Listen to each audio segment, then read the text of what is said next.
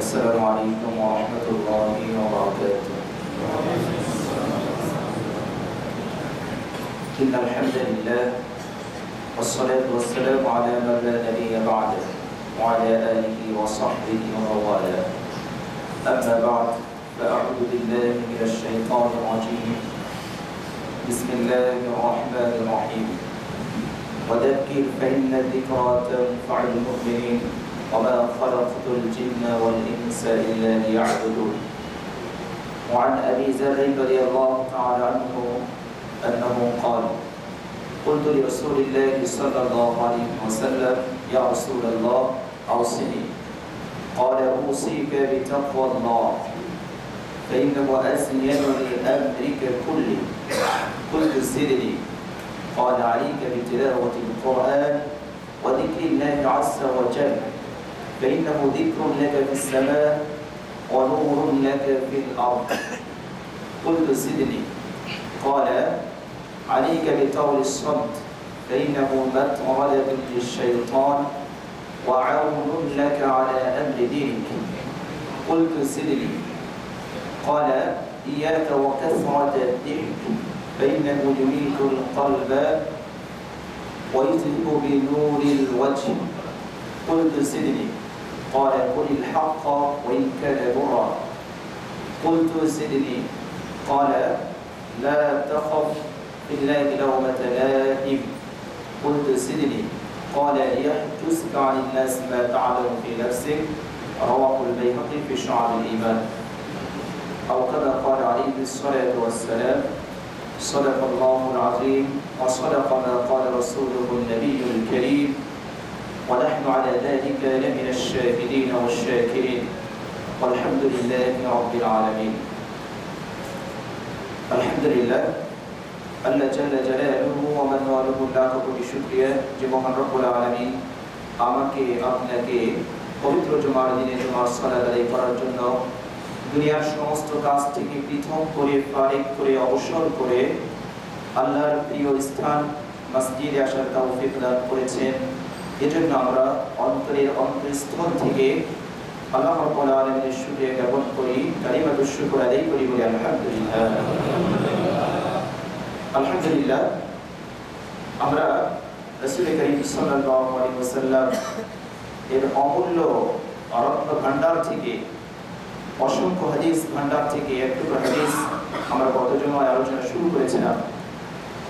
প্রখ্যাত সাহাবী হযরত আবু যর গিফারী রাদিয়াল্লাহু তাআলা আনহু বিশ্বনবী সাল্লাল্লাহু আলাইহি ওয়াসাল্লামের খিদমতে উপস্থিত হয়ে বলেছিলেন: ইয়া রাসূলুল্লাহ, আমাকে কিছু বিষয় নসিহত করেন, আমাকে কিছু উপদেশ দান করেন। প্যারা নবী সাল্লাল্লাহু আলাইহি ওয়াসাল্লাম 7টি বিষয়ে তিনি উপদেশ দিয়েছিলেন, 7টি বিষয়ের নসিহত তিনি পেশ করেছিলেন। আলহামদুলিল্লাহ, গত জুমায় আমরা দুটো আলোচনা করেছি। হাদিসের ভাষ্যর এই কুলতু লিরাসূলিল্লাহ সাল্লাল্লাহু আলাইহি ওয়াসাল্লাম আওসিনি। আবু যর গিফারী রাদিয়াল্লাহু তাআলা আনহু তিনি প্যারা নবী সাল্লাল্লাহু আলাইহি ওয়াসাল্লামের দরবারে এসে বললেন: ইয়া রাসূলুল্লাহ সাল্লাল্লাহু আলাইহি ওয়াসাল্লাম আওসিনি, আপনি আমাকে কিছু নসিহত করেন, কিছু উপদেশ আমাকে দান করেন, কিছু উপদেশ প্রদান করেন। قال أوصيك بتقوى الله فإنه أزين لأمرك كله। বিশ্বনবী সাল্লাল্লাহু আলাইহি ওয়াসাল্লাম সর্বপ্রথম যে বিষয়ে নসিহত করেছিলেন, উপদেশ দিয়েছিলেন, সেটি হলো উসিকা বিতাকওয়াল্লাহ। আল্লাহ রাসূল বললেন: হে আবু যর, আমি তোমাকে তাকওয়া অবলম্বনের জন্য তাকওয়া অর্জনের নসিহত করছি, ওসিয়ত করছি, উপদেশ দিচ্ছি। যদি তুমি তাকওয়া অবলম্বন করো তাহলে পুরস্কার হলো এই ফাইন্নাহু আসইয়াদু লিআমরিকা কুল্লি। তাকওয়ার বদৌলতে, তাকওয়ার ওসিলায় আল্লাহ সুবহানাহু ওয়া তাআলা তোমার দুনিয়া এবং আখিরাতের সমস্ত কাজগুলোকে আল্লাহ রাব্বুল আলামিন সুন্দর করে দেবে, চমৎকার করে দেবে। এই হলো এক নম্বর নসিহত। বিস্তারিত আমরা আলহামদুলিল্লাহ গত জুমায় আলোচনা করেছি। 2 নম্বর নসিহত ছিল এই আলাইকা বিতিলাওয়াতিল কুরআন। আবু যর গিফারী রাদিয়াল্লাহু তাআলা আনহু তিনি আরো নসিহত শুনতে চাইলেন। তিনি বললেন: জিদনি ইয়া রাসূলুল্লাহ, আরো কিছু কথা আমাকে বলেন যাতে করে আমি আমল করে উভয় জগতের কল্যাণ, উভয় জগতের কামিয়াবি আমি হাসিল করতে পারি। রাসূলের খিদমতে দরখাস্ত করলেন, আরজি পেশ করলেন: ইয়া রাসূলুল্লাহ, আরো কিছু বিষয় আমাকে নসিহত করেন। প্যারা নবী সাল্লাল্লাহু আলাইহি ওয়াসাল্লাম বললেন: আলাইকা বিতিলাওয়াতিল কুরআন ওয়া যিকরিল্লাহি আযজা ওয়া জাল্লা। আল্লাহ রাসূল সাল্লাল্লাহু আলাইহি ওয়াসাল্লাম বললেন, হে আবু যর, আলাইকা বিতিলাওয়াতিল কুরআন, তুমি কোরআন কারীমের তিলাওয়াতকে আবশ্যক করে নাও। ওয়া যিকরিল্লাহি আযজা ওয়া জাল্লা, আল্লাহ সুবহানাহু ওয়া তাআলার জিকিরকে আবশ্যক করে নাও। চলতে ফিরতে উঠতে বসতে সর্ব অবস্থায় আল্লাহর স্মরণ যেন তোমার অন্তরের ভিতরে বদ্ধমূল থাকে। তোমার জিহ্বা, তোমার রসনা, তোমার অন্তর যেন আল্লাহ রাব্বুল আলামিনের জিকিরে তরতাজা থাকে, সজীব থাকে। তোমার জিকির, তোমার অন্তর যেন নির্জীব না হয়ে যায়, প্রাণহীন না হয়ে যায়। আল্লাহর জিকিরের মাধ্যমে তুমি তোমার নিজেকে সজীব রাখবে, সতেজ রাখবে, তাজা রাখবে, মৃত রাখবে না। যদি এমনটি করো তাহলে কি হবে? তাহলে আসমানে তোমার আলোচনা হবে। কিভাবে আলোচনা হবে আমরা হাদিসের আলোকে আলহামদুলিল্লাহ গত আলোচনা করেছি। এবং জমিনে তোমার জন্য নূর হবে, আলো হবে। কোরআন কারীমের তেলাওয়াত, আল্লাহর জিকির, এগুলো জিকিরকারীর জন্য, তেলাওয়াতকারীর জন্য, কোরআন আবৃত্তিকারীর জন্য, কোরআন পাঠকারীর জন্য, কোরআনের পাঠকের জন্য এই জমিনে তার জন্য নূর হবে, আলো হবে, প্রদীপ হবে। আমরা আলহামদুলিল্লাহ গত আলোচনা করেছি এগুলো বিষয়ে। আবু যর গিফারী রাদিয়াল্লাহু তাআলা আনহু রাসূলের খিদমতে বললেন, ইয়া রাসূলুল্লাহ জিদনি, আরো কিছু বিষয় আমাকে নসিহত করেন। এমন অমূল্য ভান্ডার, এমন অমূল্য রত্ন আপনি চলে গেলে আর কোথায় পাবো? আপনি আরো কিছু বিষয়ে আমাকে বলুন যাতে করে আমি আমল করতে পারি। 3 নম্বর নসিহত বিশ্বনবী সাল্লাল্লাহু আলাইহি ওয়াসাল্লাম বললেন, আলাইকা তাওলাস সামতি ফাইন্নাহু মাত'আদাতুন লিশ-শাইতান ওয়া 'আউনুন লাকা 'আলা আমরি দীনিক। প্যারা নবী সাল্লাল্লাহু আলাইহি ওয়াসাল্লাম তার প্রিয় সাহাবী হযরত আবু যর গিফারী রাদিয়াল্লাহু তাআলা আনহুকে 3 নম্বর যে নসিহত পেশ করলেন, 3 নম্বর যে উপদেশটি দিলেন সেটি হলো আলাইকা বিতাওলিস সামত। হে আবু যর, তুমি নীরবতা অবলম্বন করবে। অতি কথা বলবে না, অধিক কথা বলবে না। অতি কথন এটি ভালো নয়। কাজেই অধিকাংশ সময় তুমি নীরবতা পালন করবে। আলাইকা বিতাওলিস সামত, যদি নীরবতা পালন করো তাহলে দুটো ফজিলত, দুটো পুরস্কারের কথা বিশ্বনবী সাল্লাল্লাহু আলাইহি ওয়াসাল্লাম সাথে সাথেই বলে দিয়েছেন। প্যারা নবী সাল্লাল্লাহু আলাইহি ওয়াসাল্লাম নসিহত করছেন এবং নসিহতের উপকারিতাও বলে দিয়েছেন। এটি প্যারা নবী সাল্লাল্লাহু আলাইহি ওয়াসাল্লামের দূরদর্শিতা, বিচক্ষণতার প্রমাণ বহন করে। কারণ আপনি যদি কোনো কথা বলেন এবং কথার পিছনে আপনি যুক্তিটা বলে দেন, আপনার কথার পিছনে যে উপকারিতা রয়েছে, যে ফায়দা রয়েছে, সেটি যদি আপনি বলে দেন, তাহলে শ্রোতা যারা রয়েছে তাদের অন্তরের ভিতরে বদ্ধমূল হবে, তারা আমলের স্পৃহা তাদের ভিতরে জাগ্রত হবে, তারা আমলের প্রতি সচেষ্ট হবে। প্যারা নবী সাল্লাল্লাহু আলাইহি ওয়াসাল্লাম প্রত্যেকটি নসিহতের সাথে আল্লাহ রাসূল সাল্লাল্লাহু আলাইহি ওয়াসাল্লাম হিকমত বলে দিচ্ছেন, উপকারিতা বলে দিচ্ছেন। এই অংশের ভিতরে 3 নম্বর নসিহতের ভিতরে প্যারা নবী সাল্লাল্লাহু আলাইহি ওয়াসাল্লাম বললেন, আলাইকা বিতাওলিস সামতি, নীরবতা পালন করো, নীরবতা অবলম্বন করো। ফাইন্নাহু মাত'আদাতুন লিশ-শাইতান, যদি নীরবতা অবলম্বন করো, অধিক কথা, অতি কথনকে যদি বর্জন করো, তাহলে 1 নম্বর ফায়দা হচ্ছে মাত'আদাতুন লিশ-শাইতান, শয়তান তোমার থেকে বিতাড়িত হবে, শয়তান তোমার থেকে দূরে থাকবে। 2 নম্বর উপকারিতা আল্লাহ রাসূল সাল্লাল্লাহু আলাইহি ওয়াসাল্লাম বলে দিলেন, ওয়া 'আউনুন লাকা 'আলা আমরি দীনিক। 2 নম্বর উপকারিতা হচ্ছে নীরবতা অবলম্বন করলে তোমার দ্বীনি বিষয়ে সহযোগিতা হবে। আমরা একটু ব্যাখ্যা করে দেখি কিভাবে শয়তান বিতাড়িত হয়। আমরা যখন অতি কথা বলি, বেশি কথা যারা বলে, কোনো মানুষ গ্যারান্টি দিয়ে বলতে পারবে না যে আমরা যদি কোরআন এবং সুন্নাহর কথা এটি বেঁধে রেখে যখন আমরা গল্প গুজব করি, বিভিন্ন আড্ডায় বসি, কথা বলতে গেলে অনেক ক্ষেত্রে আমরা ব্যালেন্স ঠিক রাখতে পারি না। আমাদের মুখ ফসকে এমন কিছু কথা বেরিয়ে যায় যেগুলো হয় কারো দোষচর্চা হয়, বিবাদ হয়ে যায়, অথবা মিথ্যা কথা হয়ে যায়। এগুলো যদি বাদও দেন তাহলে অনর্থক কথাবার্তা হয়ে যায়। 3টি থেকে খালি নয়।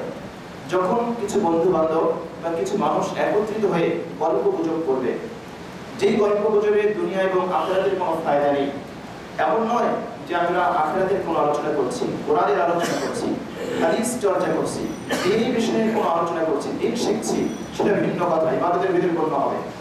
এমনকি যদি দুনিয়ার কোনো পরিকল্পনাও হয়, আপনার কর্মসংস্থানের জন্য, রিজিকের জন্য, কোনো কাজের জন্য আপনি পরামর্শ করছেন, সেটিও ভিন্ন কথা। এখানে অনর্থক কথা বলতে, যেখানে কিছু বন্ধু বান্ধব একত্রিত হয়ে সময় কাটানোর জন্য বসে বসে গল্প করে, এই ধরনের গল্প, এই ধরনের কথাবার্তা বলতে গেলে অনেক ক্ষেত্রে আমাদের খেয়াল থাকে না। আমাদের অনিচ্ছা সত্ত্বেও আমাদের মুখ থেকে এমন কিছু কথা বেরিয়ে যায়, কোনো কথা বলতে বলতে কথা প্রসঙ্গে কোনো বন্ধুর আলোচনা আসলো, তো হঠাৎ করে তার সম্পর্কে কোনো দোষ আলোচনায় চলে আসলো, তো এটি গীবত হয়ে যাবে।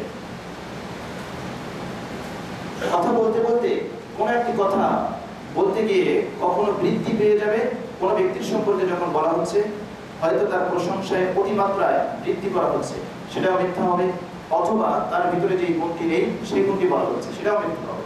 তাহলে অতি কথা বলতে গেলে হয় গীবত হয়ে যাচ্ছে, নতুবা মিথ্যা হয়ে যাচ্ছে। এ দুটো বাদ দিলেই অনর্থক কথাবার্তা বলা হচ্ছে, এটি থেকেও খালি হয়। কোরআনে কারীমের ভিতরে আল্লাহ সুবহানাহু ওয়া তাআলা মুমিনদের বৈশিষ্ট্য বর্ণনা করতে গিয়ে বলছেন যে না, মুমিন এমন হতে পারে না, মুমিন কোনো অনর্থক কাজ করবে লিপ্ত হতে পারে না, কথাবার্তায় লিপ্ত হতে পারে না। ওয়াইদা সামিউল লাগওয়া আ'রাদু আনহু ওয়া ক্বালু লানা আ'মালুনা ওয়া লাকুম আ'মালুকুম সালামুন আলাইকুম লা নাবতাগিল জাহিলিন। আল্লাহ রাব্বুল আলামিনের প্যারা বান্দাদের একটি বৈশিষ্ট্য হলো এই, ওয়াইদা সামিউল লাগওয়া, লাগু বলা হয় এমন কথা, এমন কাজ, যেই কথা এবং কাজে না দুনিয়ার কোনো ফায়দা আছে না আখিরাতের কোনো ফায়দা আছে, এমন কথা এমন কাজকে বলা হয় লাগু। আল্লাহ রাব্বুল আলামিন কোরআনের ভিতরে বললেন ওয়াইদা সামিউল লাগওয়া, আমার প্যারা বান্দারা, মুমিন বান্দারা, প্রকৃত মুসলমান বান্দারা, তারা যখন এমন কথা এবং এমন কাজ তারা শ্রবণ করবে, আ'রাদু আনহু, তারা তার থেকে বিমুখ হয়ে যাবে, মুখ ফিরিয়ে নেবে। তারা বলবে যে না, এখানে সময় নষ্ট করার কোনো মানে নেই, কোনো অর্থ নেই, এখানে কেন আমি সময় নষ্ট করব? সময় হচ্ছে অনেক অনেক মূল্যবান। আফসোস করে বলতে হয় আমরা সময়ের ব্যাপারে অতি উদাসীন, অথচ আমাদের জীবনের সবচেয়ে মূল্যবান জিনিস হচ্ছে সময়। এই সময় যে কত মূল্যবান এটি মাঝে মাঝে আমরা অনুধাবন করতে পারি, বুঝতে পারি। ধরুন আপনার একমাত্র ছেলে পরিজার টুকরো অসুস্থ হয়েছে, ডাক্তার বলেছে মাত্র 10 মিনিটের ভিতরে তাকে অপারেশন করতে হবে, না হলে আপনার সন্তান বাঁচবে না। আপনি বাসা থেকে বের হলেন, গাড়িতে করে নিয়ে হসপিটালে যাচ্ছেন, প্রতিমধ্যে জ্যামের ভিতরে পড়েছেন, আর বারবার ঘড়ি দেখছেন যে 10 মিনিট অতিবাহিত হয়ে যাচ্ছে। তো ওই সময় আপনি বুঝতে পারেন যে প্রত্যেকটা সেকেন্ড, প্রত্যেকটা মিনিট আপনার কাছে কত প্রিয়, আপনার কাছে কত দামি। আপনার আমার মা অসুস্থ, মাকে নিয়ে এই মুহূর্তে যদি হসপিটালে যেতে না পারি, মায়ের মৃত্যু হবে, ডাক্তার বলে দিয়েছে, মাকে নিয়ে হসপিটালে ছুটলাম, প্রতিমধ্যে পথে কোনো প্রতিবন্ধকতা সৃষ্টি হলো, জ্যামে পড়েছি বা অন্য কোনো কারণে মাকে নিয়ে হসপিটালে যেতে পারছি না, তখন মনে হয় যে আমাদের সময় কত মূল্যবান, প্রত্যেকটি সেকেন্ড কত কোটি কোটি টাকার চেয়ে বেশি মূল্য। পরীক্ষার হলে গিয়েছেন, 3 ঘন্টা বা 4 ঘন্টা সময় শেষ হয়ে গিয়েছে, মাত্র আধা ঘন্টা আছে, এখন আপনি দুটো সওয়াল, দুটো প্রশ্ন আপনি এখন অ্যান্সার করতে পারেননি।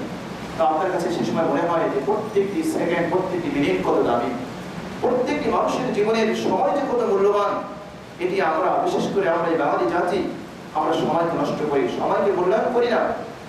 এই সময় অতি অনেক অনেক মূল্যবান, কিয়ামতের দিন বুঝে আসবে। এমনকি জান্নাতে গিয়েও জান্নাতীদের মনে একটা দুঃখ থাকবে যে জীবনের ওই সময়টি যদি হয়তো বন্ধুদের সাথে গল্প গুজব না করে সেখানে বসে যদি একবার সুবহানাল্লাহ বলতাম, একবার আলহামদুলিল্লাহ বলতাম, একটু কোরআন কারীমের তিলাওয়াত করতাম, একটু ভালো কাজ করতাম, আজকে জান্নাতে আমার মর্তবা অনেক অনেক বৃদ্ধি পেত। আর জাহান্নামীরাও তখন আফসোস করবে যে আরে মাত্র 60 বছর বা 50 বছরের জিন্দেগি জীবন আল্লাহ পাক আমাকে আপনাকে দিয়েছিল, এই জীবনটা যদি হেলায় হেলায় কাটিয়ে না দিতাম, কুফরিতে শিরকের ভিতরে কেটে না দিতাম, যদি আল্লাহর একত্ববাদে বিশ্বাস করতাম, তাহলে আজকে এই অনন্ত অসীমকাল জাহান্নামে পড়তে হতো না। আমরা দুনিয়াতেও দেখি যেই জাতি দুনিয়ার দিক থেকে সময়ের যত মূল্যবান, মূল্য দান করে, প্রদান করে, সেই জাতি তত উন্নত। আপনারা অনেকে জাপান গিয়েছেন, চীনে গিয়েছেন, সেখানকার মানুষ সময়ের কত কদর করে, কত মূল্যায়ন করে।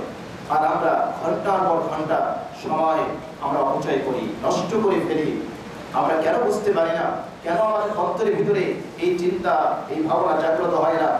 আমার জীবন প্রাসাদ থেকে প্রতিটি মুহূর্তে সময়ের একটি ইট খসে খসে পড়ে যাচ্ছে, আর আমার এই জীবন প্রাসাদ তো ধ্বংসের দিকে চলে যাচ্ছে, অথচ বিন্দুমাত্র উপলব্ধি নেই, চিন্তা নেই, ভাবনা নেই। না, কোনো মুসলমান, কোনো মুমিন অনর্থক কোনো কাজে সময় নষ্ট করতে পারে না। আমার দুঃখ লাগে মসজিদে এসেছি সালাত আদায় করার জন্য, আলহামদুলিল্লাহ অনেক আগে চলে এসেছি, অনেক ভালো দিক, সুন্নাত পড়েছি, দুহুল মসজিদ পড়েছি, 2 রাকাত 4 রাকাত 8 রাকাত নফল পড়েছি। এরপরে এখনো 5 মিনিট 10 মিনিট সময় হাতে রয়েছে, আরেকজনের সাথে গল্প গুজব করে সময়টা কাটিয়ে দেই না। প্রথমে আমার উপলব্ধি করা উচিত আমি কোথায় আছি, কোন ঘরে আছি, কার জায়গায় আছি। এই ঘরে আগে আসার তৌফিক তো আল্লাহ রাব্বুল আলামিন আমাকে দিয়েছেন। এই মুহূর্তে হতে পারতো আমার অসুস্থতার কারণে হসপিটালে থাকতে পারতাম, অথবা কোনো বিপদ আপদে আমি পড়ে থাকতে পারতাম, অথবা দুনিয়াবি কোনো কাজে আমি লিপ্ত থাকতে পারতাম। আমার রব্বুল আলামিন রব্বে কারীম আমাকে ওই কাজ থেকে মুক্ত রেখে আমাকে মসজিদে আসার তৌফিক দিয়েছেন। আমার তো শুকরিয়া আদায় করা উচিত। আমি 5 মিনিট কোরআন কারীমের তেলাওয়াত করতে পারি, জিকির করতে পারি, সহজ আমল সুবহানাল্লাহ ওয়ালহামদুলিল্লাহ ওয়া লা ইলাহা ইল্লাল্লাহ ওয়াল্লাহু আকবার ওয়া লা হাওলা ওয়া লা কুওয়াতা ইল্লা বিল্লাহিল আলিয়্যিল আযীম। জিকির করতে পারি, কত দামি, কত মূল্যবান একটি জিকির। তামাম পৃথিবীর সব কিছু যদি এই একটি জিকির, একটি সেন্টেন্সের বিপরীতে রাখা হয়, এর মূল্য সে দিতে পারবে না। এত দামি, এত দামি। কিয়ামতের দিন সে বুঝে আসবে, জান্নাতে গিয়ে বুঝে আসবে, পরকালের যখন হিসাব শুরু হবে তখন বুঝে আসবে। না, এটা হতে পারে না। কোরআনের ভিতরে আল্লাহ পাক মুমিনের বৈশিষ্ট্য বর্ণনা করতে গিয়ে বললেন, ওয়াইদা সামিউল লাগওয়া আ'রাদু আনহু। যখন আল্লাহর প্যারা বান্দারা এরকম অনার্থক কোনো মাজলিস, অনার্থক কোনো কাজ তারা দেখবে, সামিউল লাগওয়া আ'রাদু আনহু, সেখান থেকে তারা বিমুখ হয়ে চলে যাবে। এরপরে যদি তাদেরকে আহ্বান করা হয়, আসো আমাদের সাথে তুমি অংশগ্রহণ করো, পার্টিসিপেট করো, আমরা একত্রে গল্প গুজব করি, কিছুটা সময় অতিবাহিত করি, তারা বলবে সালামুন আলাইকুম লা নাবতাগিল জাহিলিন। না, সালামুন আলাইকুম, তোমাদের উপর শান্তি বর্ষিত হোক, লা নাবতাগিল জাহিলিন, মূর্খ তাদের অনুসরণ আমরা করতে পারি না, কোনো অজ্ঞ ব্যক্তির অনুসরণ করতে পারি না। কেননা যে ব্যক্তি সময় নষ্ট করে, সময় অপচয় করে, সময়কে কাজে না লাগায়, এর চেয়ে মূর্খতা আর হতে পারে না। কোরআনের ভিতরে আল্লাহ পাক বলে দিলেন, লা নাবতাগিল জাহিলিন, মুমিনরা বলবে যে না, আমাদের হাতে সময় নেই, আমরা কি করতে পারবো না, আমরা কোনোভাবেই আমাদের এই মূল্যবান জীবনের অতি মূল্যবান এই সময়কে আমরা নষ্ট করতে পারি না, আমরা জাহিলদের অনুকরণ করতে পারি না। তো আমরা হাদিস আলোচনা করছিলাম যে আল্লাহ রাসূল সাল্লাল্লাহু আলাইহি ওয়াসাল্লাম 3 নম্বর ওসিয়ত করলেন, ইয়া আবু যার, হে আবু যার, আলাইকা তাওলাস সামত, আলাইকা বিতাওলিস সামতি, যে তোমার উপর অবধারিত করে রাখো চুপ থাকা, বেশি কথা বলবে না, অতি কথা বলবে না।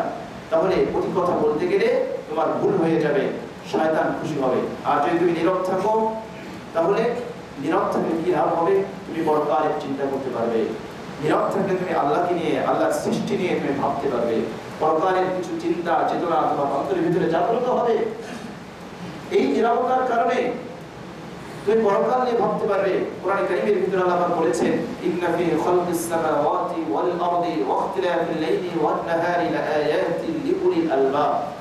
এই যে আসমান এবং জমিনের সৃষ্টি, এই যে রাত এবং দিনের বিবর্তন আবর্তন, রাতের পরে দিন আসে, দিনের পরে রাত আসে, এত সুবিশাল আসমান, এত সুবিশাল নবমণ্ডল মহাশূন্য আল্লাহ পাক সৃষ্টি করেছেন, জমিন সৃষ্টি করেছেন। এর ভিতরে নিদর্শন রয়েছে কাদের জন্য, লাআয়াতিন লিউলিল আলবাব, উলুল আলবাব যারা, জ্ঞানী যারা, বুদ্ধিমান যারা, তাদের জন্য। বুদ্ধিমান কারা, পরিচয়টি আল্লাহ সুবহানাহু ওয়া তাআলা নিজেই দিয়েছেন, আল্লাযীনা ইয়াযকুরুনাল্লাহা কিয়ামান ওয়া কুউদান ওয়া আলা জুনুবিহিম ওয়া ইয়াতাফাক্কারুনা ফি খালকিস সামাওয়াতি ওয়াল আরদ।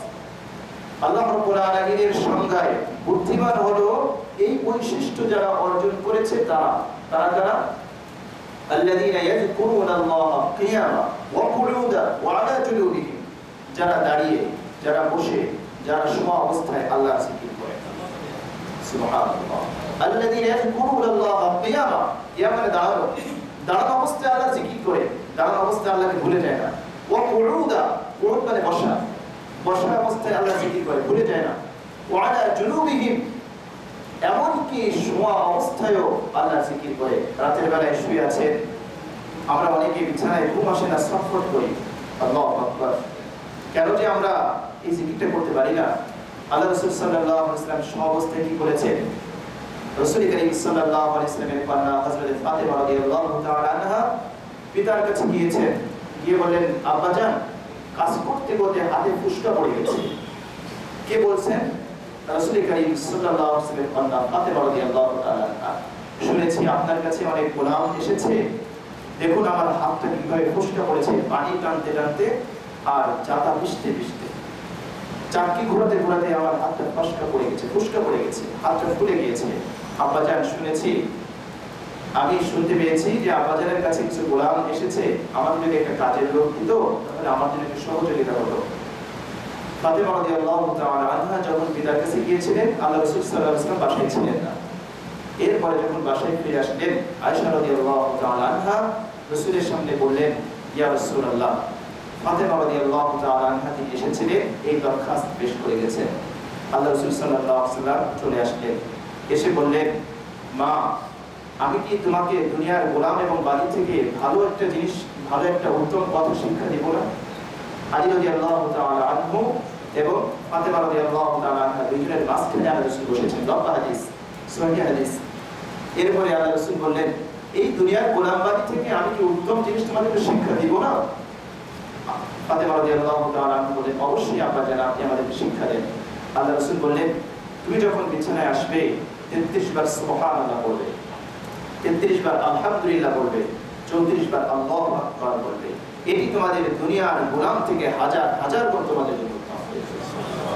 রাতের বেলায় ঘুম আসে না, বিছানায় শুয়ে শুয়ে বাজে আজে বাজে চিন্তা করি, কত চমৎকার শিক্ষা দিলেন প্যারা নবী সাল্লাল্লাহু আলাইহি ওয়াসাল্লাম। ঘুমাতে গিয়েছি, বুদ্ধিমানের সংখ্যা আল্লাহ দিলেন, আল্লাযীনা ইয়াযকুরুনাল্লাহা কিয়ামা ওয়া কুউদা ওয়া আলা জুনুবিহিম।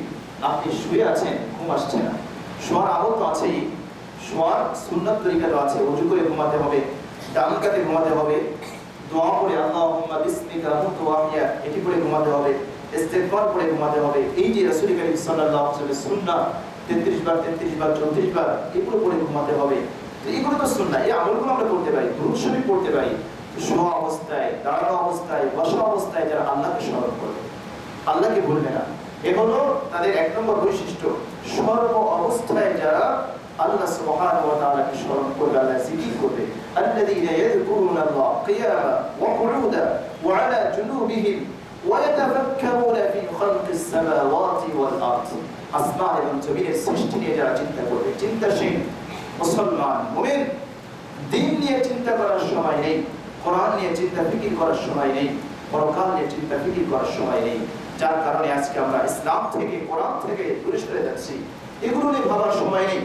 আমরা তো অনেকেই ধারণা করি ইসলাম, মসজিদে গেলাম, নামাজ পড়লাম, শুক্রবারে জুমার সালাত আদায় করলাম, দুই ঈদের সালাত আদায় করলাম, মাঝে মাঝে মিলাদ মাহফিল করলাম, আর কি এই তো ইসলাম? না ভাই না, ইসলাম হচ্ছে পূর্ণাঙ্গ জীবন বিধান, কমপ্লিট কোড অফ লাইফ।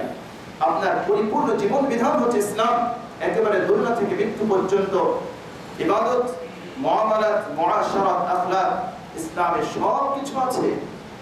পরিবার, সমাজ, রাষ্ট্র সব কিছু ইসলামের ভিতরে আছে, এগুলোকে বাদ দেওয়া যাবে না।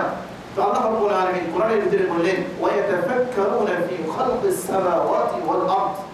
আসমান এবং জমিনের সৃষ্টি নিয়ে যারা চিন্তা ফিকির করবে এবং চিন্তা ফিকির করার পরে তাদের কাছে এটা উদ্ভাসিত হবে যে না, এই আসমান এবং এই জমিন, এই নবমণ্ডল এবং ভূমণ্ডল আল্লাহ রাব্বুল আলামিন অনর্থক সৃষ্টি করে নেই। সর্বশেষ সে বলে উঠবে, রব্বানা মা খালাকতা হাদা বাতিলা সুবহানাকা ফাকিনা আযাবান নার।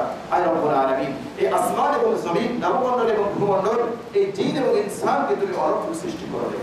সুবহানাকা, তুমি মহাপবিত্র, চিরপবিত্র। ফাকিনা আযাবান নার, জাহান্নামের আগুন থেকে আমাদেরকে বাঁচাও। তো সর্ব অবস্থায় মুমিনের বৈশিষ্ট্য হলো সর্ব অবস্থায় যে চিন্তা করবে। পরকাল নিয়ে আমরা চিন্তা করি না, ইবাদতে মন বসে না। আমি প্রায় যে কথাটি বলি, ভাই পরকাল একটু ভাবেন, আপনি একটু চিন্তা করেন, দিনের একটু সময় আপনি বের করেন, আপনি বের করে একটু পরকাল নিয়ে চিন্তা করেন। এই মুহূর্তে যদি আপনার মৃত্যু হয়ে যায়, এই মুহূর্তে যদি আমি মৃত্যুবরণ করি, তাহলে আমাকে কোথায় নিয়ে যাওয়া হবে? আমরা একটু কল্পনা করি, একটু চিন্তা করি, এই মুহূর্তে আমার মৃত্যু হয়েছে, আমাকে সাদা কাপড়ে জড়িয়ে আমাকে খালি করে নিয়ে যাওয়া হচ্ছে, মানুষ আমাকে বহন করে নিয়ে যাচ্ছে, আমাকে অন্ধকার কবরের ভিতরে শোয়ানো হচ্ছে। সেখানে চতুর্দিকে শুধু অন্ধকার আর অন্ধকার, সেখানে কোনো নরম বিছানা নেই, সেখানে কোনো দামি বিছানা নেই, কোনো লেপ নেই, তুষক নেই, জাসিম নেই, কোনো আলোর ব্যবস্থা নেই, শুধু অন্ধকার আর অন্ধকার।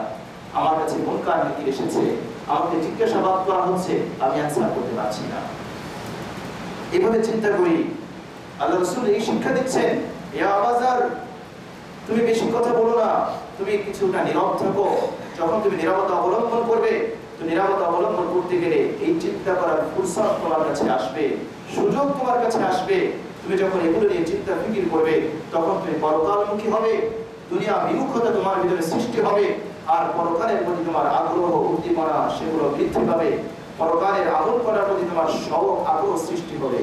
আল্লাহ রাসূল সাল্লাল্লাহু আলাইহি ওয়াসাল্লাম এটা বললেন, ফাইন্নাহু মাতরাদাতুন লিশ-শাইতান ওয়া আউদুন লাকা বিদীনিক।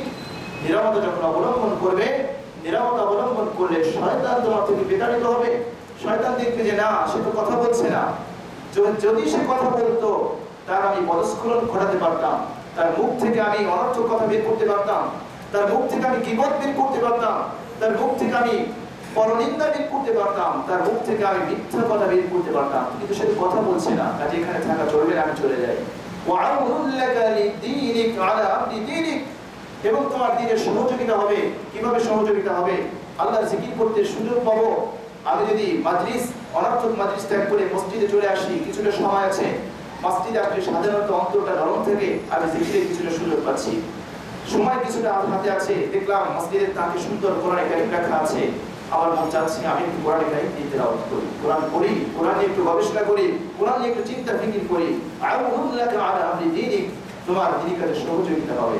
বিশ্বনবী সাল্লাল্লাহু আলাইহি ওয়াসাল্লাম বলেছেন, তিরমিজি শরীফের হাদিস, মান সামাতা নাজা, যে ব্যক্তি নীরব থাকে, নীরবতা অবলম্বন করে, সে ব্যক্তি নাজাত প্রাপ্ত হয়, নাজাত পায়। তবে খেয়াল রাখতে হবে, এই যে নীরবতার কথা আসছে, এটা হচ্ছে অনর্থক কথাবার্তা থেকে নীরবতা অবলম্বন করা। কিন্তু এমন একটা সিচুয়েশন, এমন একটা পরিস্থিতিতে আপনি আছেন যেখানে আপনাকে হক কথা বলতে হবে, যেখানে আপনাকে সত্য কথা বলতে হবে, সেখানে নীরবতা অবলম্বন করা নিন্দনীয়, দর্শনীয় এবং পাপ, অন্যায়। সেখানে নীরবতা অবলম্বন করা যাবে না। বিশ্বনবী সাল্লাল্লাহু আলাইহি ওয়াসাল্লাম বলেছেন, আফদালুল জিহাদ কালিমাতু হাক্কিন ইনদা সুলতানিল জাইর। সর্বোত্তম জিহাদ হচ্ছে অত্যাচারী শাসক, অত্যাচারী ব্যক্তি, তার সামনে বুক চিতিয়ে সত্য কথা বলে দেওয়া, হক কথা বলে দেওয়া, এটা সর্বোত্তম জিহাদ। সেক্ষেত্রে নীরবতা অবলম্বন করা চলবে না। বাড়িতে গিয়েছেন, বিবি আল্লাহর বিধান লঙ্ঘন করছে, স্ত্রী আল্লাহর বিধান লঙ্ঘন করছে, আপনি চিন্তা করেন আমি যদি এখন বলি যে এটা করা যাবে না, শরীয়তে নিষেধ আছে, তাহলে ঝগড়া সৃষ্টি হবে। এই ফিতনা থেকে বাঁচার জন্য আপনি নীরবতা অবলম্বন করলেন। আল্লাহ রাসূল বলেছেন যে না, এটা করা যাবে না, এখানে নীরবতা অবলম্বন করা যাবে না, এখানে আপনাকে দারাজ কণ্ঠে আপনাকে শাসন করতে হবে। কুল্লুকুম রাঈন ওয়া কুল্লুকুম মাসউলুন আন রাঈয়াতিহি। সেখানে আপনি দলিল দিতে পারবেন না যে আল্লাহ রাসূল বলেছেন মান সামাতা নাজা, যেখানে নীরব থেকে সে নাজাত পায়, এই দলিল ওখানে চলবে না। ইসলামের সামগ্রিক নলেজ আপনাকে রাখতে হবে। আপনি একটিমাত্র হাদিস দিয়ে জীবন চলতে পারবেন না, জীবন চালাতে পারবেন না। আপনি একটি হাদিস শিখেছেন মান সামাতা নাজা, যে ব্যক্তি নীরব থাকে সে ব্যক্তি নাজাত পেয়ে যায়। আপনি দেখলেন যে আপনার সম্মুখে কোরআনে কারীম লঙ্ঘন হচ্ছে, কোরআনের বিধান লঙ্ঘন হচ্ছে, আপনার প্রতিহত করার শক্তি আছে, আপনি করছেন না, সেখানে নীরবতা অবলম্বন করা দোষণীয়, নিন্দনীয়, বরং পাপ। মান রাআ মিনকুম মুনকারা ফালইউগাইয়িরহু বিয়াদিহি, যে ব্যক্তি দেখবে কোনো অন্যায় কাজ, খারাপ কাজ, কোরআন সুন্নাহ পরিপন্থী কাজ, তার যদি সামর্থ্য থাকে, ফালইউগাইয়িরহু বিয়াদিহি, সে তার হাত দ্বারা সে প্রতিহত করবে। যদি হাত দ্বারা প্রতিহত করতে না পারে, ফাবিলিসানি, জবান দ্বারা করবে। যদি জবান দ্বারা করতে না পারে, তাহলে ফাবিকলবি, অন্তরে দ্বারা ঘৃণা করবে। ওয়াযালিকা আযআফুল ঈমান, এটি হচ্ছে ঈমানের সর্বনিম্ন স্তর। আল্লাহর কোরআনের বিধান লঙ্ঘন হবে, শরীয়তের বিধান বিরুদ্ধে কাজ হবে, আর অন্তরের ভিতরে একটু চিন্তা আসবে না, অন্তরের ভিতরে একটু ব্যথা আসবে না, মুমিনের হৃদয়ে রক্তক্ষরণ হবে না। ওয়াযালিকা আযআফুল ঈমান, বিশ্বনবী সাল্লাল্লাহু আলাইহি ওয়াসাল্লাম স্পষ্ট ভাষায় বলে দিয়েছেন। তো এক্ষেত্রে নীরবতা চলবে না। সৎ কাজের আদেশ, অসৎ কাজের নিষেধ করতে হবে। কুনতুম খায়রা উম্মাতিন উখরিজাত লিন-নাস তা'মুরুনা বিল মা'রুফ ওয়া তানহাউনা আনিল মুনকার ওয়া তু'মিনুনা বিল্লাহ। তোমরা হচ্ছে শ্রেষ্ঠ উম্মত। কোন কারণে শ্রেষ্ঠ উম্মত? তা'মুরুনা বিল মা'রুফ ওয়া তানহাউনা আনিল মুনকার। সৎ কাজের আদেশ, অসৎ কাজের নিষেধ, এটা করতে হবে। আমি যদি এটা ছেড়ে দিয়ে মান সামাতা নাজার উপর আমল করি, তাহলে আমরা প্রশংসিত হব না, বরং আমরা নিন্দিত হব। তো আল্লাহ রাসূল সাল্লাল্লাহু আলাইহি ওয়াসাল্লাম এখানে বললেন, ইয়া আবা যার আলাইকা বিতাওলিস সামতি ফাইন্নাহু মাতরাদাতুন লিশ-শায়াতিন। وأعوذ لك على أمر دينك হে আবু যার নিরাপত্তা অবলম্বন করো শয়তান দূরে থাকবে দ্বীনের কাজে সহযোগিতা হবে তো জীবনের সব ক্ষেত্রে এটা প্রযোজ্য নয় যে ক্ষেত্রে যেখানে নিরাপত্তা অবলম্বন করলে সওয়াব হবে পুণ্য হবে অনর্থক মাজলিস থেকে অনর্থক কাজ থেকে সেখানে নিরাপত্তা অবলম্বন করতে হবে যেখানে কথা বললে পুণ্য হবে আপনি দ্বীনের কথা বলেন কোরআনের কথা বলেন কোরআন শিক্ষার কথা বলেন ভালো কথা বলেন এমনকি দুনিয়াবি কোনো কাজ যেগুলো আপনার দুনিয়ার উপকারিতা রয়েছে সেই কথাও বলেন সেই কাজও করেন সেখানে নিরাপত্তা চলবে না যেখানে আপনাকে আল্লাহ পাক ক্ষমতা দিয়েছেন আপনাকে আল্লাহ পাক শাসক বানিয়েছেন আপনার পরিবারের আপনি প্রধান আপনার পরিবারের আপনি শাসনকর্তা আর যে যুবক এবং তরুণ ভাইদের পরিবার নেই ও আমার তরুণ যুবক ভাইয়েরা তুমিও তোমার 3.5 হাত বডির শাসক তুমি তোমার 3.5 হাত বডির মালিক এই 3.5 হাত বডির ভিতরে যে অঙ্গ প্রত্যঙ্গগুলো রয়েছে সেই অঙ্গ প্রত্যঙ্গগুলোকেও তোমাকে আল্লাহর বিধান অনুপাতে তোমাকে পরিচালিত করতে হবে তুমিও সেখানে কুল্লুকুম রাঈন ওয়া কুল্লুকুম মাসউলুন আন রাইয়াতি তুমিও দায়িত্বশীল এই হাতের তুমি দায়িত্বশীল চোখের দায়িত্বশীল জিহ্বার দায়িত্বশীল কানের দায়িত্বশীল এবং অন্তরের দায়িত্বশীল তুমি সব কিছু কিন্তু দায়িত্বশীল এক্ষেত্রে তুমিও মানে তোমাকেও কিন্তু এই বিষয়গুলো নিয়ে তোমাকে ভাবতে হবে এক্ষেত্রে তুমিও শাসক তুমিও তোমার 3.5 হাত বডিকে আল্লাহর বিধান অনুযায়ী তোমাকে পরিচালিত করতে হবে তো আল্লাহ রাসূল সাল্লাল্লাহু আলাইহি ওয়াসাল্লাম এটি হলো 3 নম্বর নসিহত 4 নম্বর নসিহত আল্লাহ রাসূল সাল্লাল্লাহু আলাইহি ওয়াসাল্লাম বললেন ইয়া আবু যার আবু যার রাদিয়াল্লাহু তাআলা আনহু তিনি দরখাস্ত করলেন জিদনি ইয়া রাসূলুল্লাহ আরো কিছু বৃদ্ধি করেন আরো কিছু নসিহত করেন এগুলো তো আমাদের জন্য খুবই উপকারী এত চমৎকার কথা এত অমূল্য কথা এত দামি কথা আপনার তিরোধানের পরে আমি আর কোথায় পাবো আরো কিছু নসিহত আমাকে পেশ করেন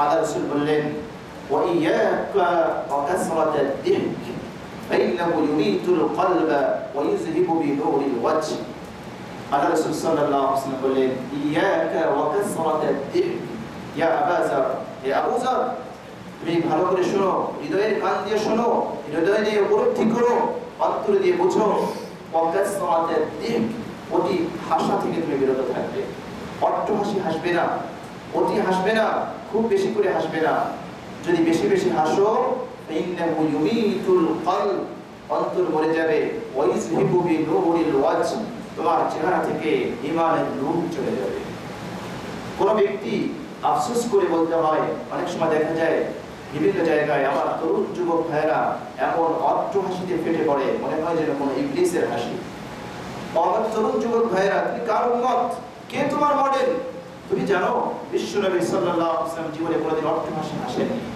তিনি মুচকি হেসেছেন ওই নুরানি চেহারায় সর্বদাই মুচকি হাসি লেগে থাকতো এমনকি শত্রুর সাথেও যদি কথা বলতেন আল্লাহ রাসূল সাল্লাল্লাহু আলাইহি ওয়াসাল্লামের পবিত্র চেহারা মোবারকে মুচকি হাসি লেগে থাকতো না এভাবে অট্টহাসিতে ফেটে পড়া যাবে না এটি প্যারা নবী সাল্লাল্লাহু আলাইহি ওয়াসাল্লামের আদর্শ নয় প্রিয় সাহাবীকে নসিহত করছেন ইয়া আবু যার এভাবে হাসবে না অতি হাসবে না তাহলে তোমার কলব তোমার অন্তর মরে যাবে আর অন্তর যখন মরে যাবে তুমি নির্জীব হয়ে যাবে তোমার অন্তরে যদি ঈমানের নূর না থাকে কলবের ভিতরে যদি ঈমানের পাওয়ার না থাকে তাহলে অঙ্গ প্রত্যঙ্গ কোনো কমান্ড মানবে না আর অন্তর কিভাবে জীবিত থাকবে কোরআনের ভিতরে আল্লাহ বলে দিয়েছেন আলা বিযিকরিল্লাহি তাতমাইন্নুল কুলুব ওহে জেনে রেখো মুমিনদের হৃদয়ে মুমিনদের অন্তরটা প্রশান্ত হতে পারে কেবলমাত্র আল্লাহর জিকিরের মাধ্যমে কোরআনের ভিতরে অন্যত্র ইরশাদ হয়েছে ওমান আ'রাদা আন যিকরি ফাইন্না লাহু মাঈশাতান দানকা ওয়া নাহশুরুহু ইয়াওমাল কিয়ামাতি আ'মা সূরা তাহার ভিতরে আল্লাহ বলে দিয়েছেন ওমান আ'রাদা আন যিকরি যে ব্যক্তি আমার জিকির থেকে গাফিল থাকবে আমার জিকির থেকে উদাসীন থাকবে ফাইন্না লাহু মাঈশাতান দানকা আমি তাকে সংকীর্ণময় জীবন আমি তাকে দান করব ওয়া নাহশুরুহু ইয়াওমাল কিয়ামাতি আ'মা কিয়ামতের দিবসে আমি তাকে অন্ধ করে পুনরুত্থান করাবো قال ربي لما حشرتني اعمى وقد كنت بصيرا আল্লাহ রাব্বুল আলামিন কি ডেকে বলবে আয় রব্বুল আলামিন قال ربي لما حشرتني اعمى আয় আল্লাহ কেন আপনি আমাকে অন্ধ করে আমার পুনরুত্থান করাবেন وقد كنت بصيرا অথচ আমি দুনিয়াতে চক্ষুষ্মান ছিলাম আমার চোখ ছিল আমার দৃষ্টি শক্তি ছিল আমি সব কিছু দেখতাম আজকে কেন আপনি আমাকে অন্ধ করে আমার পুনরুত্থান হলো আমি তো কিছুই দেখছি না আমার দৃষ্টিতে আলো নেই, আমার চোখের আলো কোথায় গেল, আমি কেন দৃষ্টিহীন হলাম, আমি কেন অন্ধ হলাম। আল্লাহ রাব্বুল আলামিন ডেকে বলবে, বান্দা وكذلك أتتك آياتنا فنسيتها وكذلك اليوم تنسى। হে আমার বান্দা, দুনিয়াতে তো তুমি আমার আয়াত থেকে, আমার কোরআন থেকে তুমি অন্ধ হয়ে গিয়েছিলে। তুমি কোরআন পড়নি, কোরআন শিখনি, কোরআনের উপরে জীবন গঠন করনি, কোরআনের বিধিবিধান তুমি ভ্রুক্ষেপ করনি, কোরআন থেকে তুমি অন্ধ ছিলে। যেমনি ভাবে তুমি আমার আয়াত, আমার কোরআন, আমার দ্বীন, আমার শরীয়তকে তুমি ভুলেছিলে, অন্ধ ছিলে, আজকে তোমাকে আমিও ভুলে গিয়েছি, আজকে তোমাকে সেটার জন্য অন্ধ করে উঠিয়েছি। তো আল্লাহর জিকির থেকে দূরে থাকলে মুমিন কখনো প্রশান্তি লাভ করতে পারে না। ওয়ামান আ'রাদা আন যিকরি ফাইন্না লাহু মাঈশাতান দানকা। অনেকে লক্ষ লক্ষ কোটি কোটি বিলিয়ন বিলিয়ন টাকা পয়সার মালিক, বাড়ি গাড়ি সব কিছুর মালিক, অন্তরে শান্তি নাই। কেন শান্তি নাই? আল্লাহর জিকির নেই, আল্লাহর দ্বীন নেই। এটি মহান রব্বুল আলামিন, রব্বে কারীমের ঘোষণা, কোরআনে কারীমের ঘোষণা, কোনো ব্যক্তির কথা নয়। আল্লাহর জিকির থেকে দূরে থাকলে, কোরআন থেকে দূরে থাকলে, ইসলামের বিধিবিধান থেকে দূরে থাকলে ওই ব্যক্তি কখনোই প্রকৃত শান্তি পেতে পারে না। ওমান আ'রাদা আন যিকরি ফাইন্না লাহু মাঈশাতান দানকা। তার জীবন সংকীর্ণ হবে, সব কিছু আছে অস্থিরতায় ভরপুর, শান্তি নেই, কিছু নেই, ঘুম নেই, পেরেশানি, চিন্তা, সবকিছুতে পেয়ে বসেছে। মাঈশাতান দানকার আরেক ব্যাখ্যা এসেছে, কবরের ভিতরে তাকে সংকীর্ণ জায়গায় তাকে রাখা হবে। আমরা ইনশাআল্লাহ তৌফিক দান করলে আমরা অন্যদি ব্যাখ্যা করব। তো আল্লাহ রাব্বুল আলামিনের রাসূল সাল্লাল্লাহু আলাইহি ওয়াসাল্লাম চতুর্থ নসিহত পেশ করলেন প্রিয় সাহাবী আবু যারকে, ইয়া আবাযা ওয়া ইয়াকা ওয়া কাসরাতাদ দিহক। অতি হাসি, অট্ট হাসি থেকে বিরত থাকবে। ফাইন্নাহু ইউমিতুল কলবা। কেননা এটি তোমার অন্তরকে মৃত করে দিবে। আর ওয়াইযিবু বিনুরিল ওয়াজহি, তোমার চেহারা থেকে নূরকে দূর করে দেবে। অন্তর যদি মৃত থাকে, চেহারা থেকে ঈমানের নূর এমনি চলে যাবে। অনেক ক্ষেত্রে দেখা যায় মানুষটি একেবারে কালো, চেহারাটা ভালো না, কিন্তু চেহারার ভিতরে আল্লাহ পাক এমন এক নূর দিয়েছেন, ঈমানের নূর, কাছে গেলে ভালো লাগে, কথা শুনতে ভালো লাগে। আবার অনেকের চেহারা অত্যন্ত সুন্দর, কিন্তু চেহারার ভিতরে নূর নেই। কেন নেই? ঈমানের নূর সেখানে নিভৃত অবস্থায় আছে, মৃতপ্রায় অবস্থায় আছে। ওই ঈমানের, ওই ঈমান নামক ওই বীজটিকে ওখানে তার সার, তার খাদ্যের, খোরাকের ব্যবস্থা থেকে করা হয় না, একেবারে নিভৃত অবস্থায় আছে, কেমন যে কোনো মুহূর্তে নিভে যেতে পারে। অনেক ছোট বৃক্ষ যদি আমরা ভালো করে যত্ন না নেই, পানি না দেই, সার না দেই, তাহলে মনে হয় যেন চারাটি একেবারে শেষ হয়ে যাবে, মরে যাবে। তো ঈমান তো ভিতরে আছে, ওইরকম মৃত অবস্থায় আছে, যার কারণে চেহারা থেকে ঈমানের নূর চলে গিয়েছে। আল্লাহ রাব্বুল আলামিন আমাদেরকে পেয়ারা নবী সাল্লাল্লাহু আলাইহি ওয়াসাল্লামের এই কথাগুলোর উপরে আমল করার তৌফিক দান করেন। আমিন। ওয়া আখিরু দাওয়ানা আলহামদুলিল্লাহি রাব্বিল আলামিন।